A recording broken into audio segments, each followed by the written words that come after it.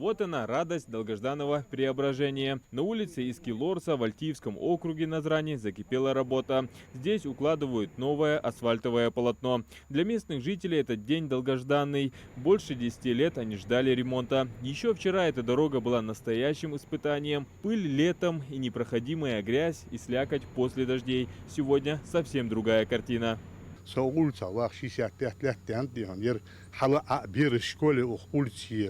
Постоянно у школы ханты хайлалах школы связь метигер постоянно озол движение дион на халай окус. يقول تخطى ذاك الزجوا مولته وزوداني دغمل سنة بقي هاد وزوداني شو مول تري بيرج على أغيشو داتر وزوداني حتى ده دك ديها يرتنا ميرغور ده يردك ديها كان يقول استوي دك ديها كان ده صادو.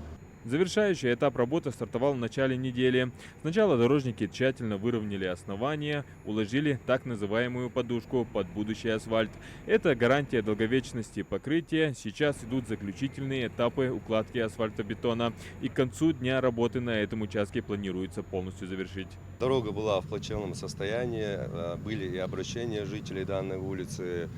Можно сказать, в течение 3-5 лет у нас были и письменные обращения, и устные обращения. Вот в этом году мы за счет бюджета заложили средства и за счет бюджета администрации города заасфальтировали данную улицу. Улица для города очень важная, так как она соединяет две центральные улицы. Это Магомеда Ахмеда Мальсагова и улица Асканова. После асфальтирования мы планируем дальше и сделать по этой улице уличное освещение.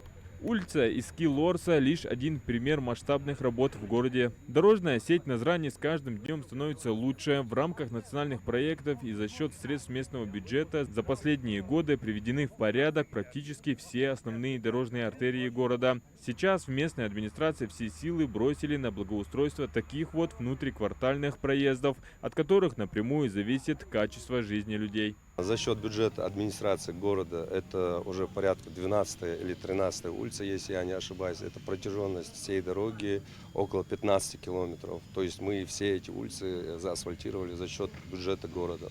Всего за несколько дней проблемная улица преобразилась, ровный асфальт, безопасные подходы к школе и детскому саду. Реальный результат, который видят и ценят жители. О планах администрации сделать такие преображения стандартом для каждого двора и каждой улицы Назрани. Адам Гулоев, Сулейман Ахильгов, Магаз 24.